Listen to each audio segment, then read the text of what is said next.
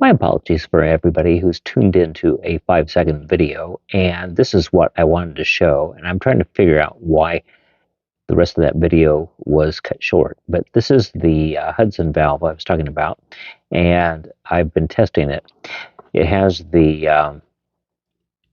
tubing that goes down right here, and that is a quarter-inch Sharkbite fitting.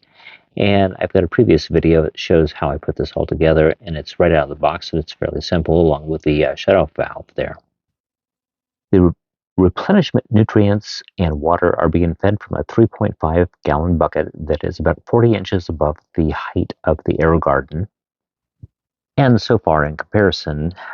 these two plants are the same age as the one that you see here, which is under 10 watts and is in a manual feed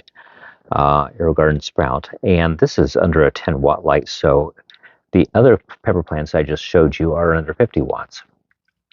The important thing to see is that the Hudson valve is keeping the nutrient solution set at a steady height, and the roots are doing quite well. And as a matter of fact, what I am doing is I'm using one of the AeroGarden baskets to place down into the top of that deck, because the water level with the Hudson valve as it comes right out of the box is about the width of my finger at the base of one of those baskets. And so I can put this basket into the deck and then put my finger down into it. And if I get water down in this area, then I realize that the nutrient solution is staying quite steady. If I wanted to decrease or increase the level of nutrient solution in the reservoir for this AeroGarden, I can turn that screw inside the Hudson valve counterclockwise or clockwise. Based on the success of what I've found so far, what I'm thinking about doing is installing some additional Hudson valves in these other AeroGardens. The three that you see that do not have the peppers in them are all 40-watt units, as the one with the peppers is 50 watts.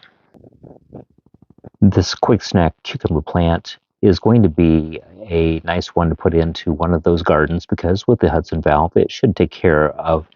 the water demands of a cucumber plant, and should also prove that this concept is going to work, with water-hungry plants as well as those peppers. While plants such as lettuce would probably not need the additional water supply as much as the fruiting plants, the Hudson valve is small enough that I could put it into one of these sprout units even, and fill the sprout unit up to the fill line that's inside. I'll try to pull the lid off and show you right there, that little bar. And then as the plants germinate and start to draw water down, this Hudson valve is going to be right underneath the deck, and it should maintain the water level right about and through here. And so those longer roots and that constant level of nutrient water should be something that I could use,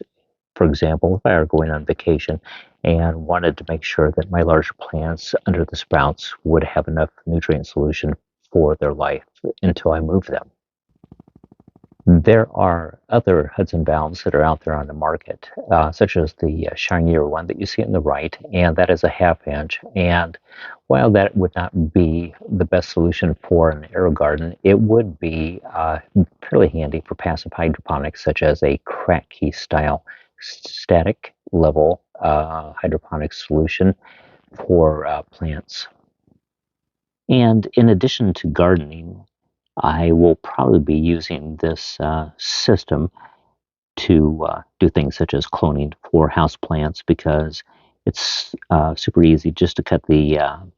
ends of some of these vines off and root those in the AeroGardens and not have to worry about the water consumption. So hopefully, based off of this set of results,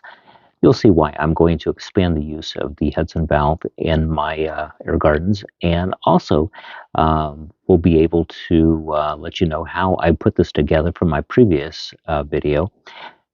in terms of what parts I used and how I put those together.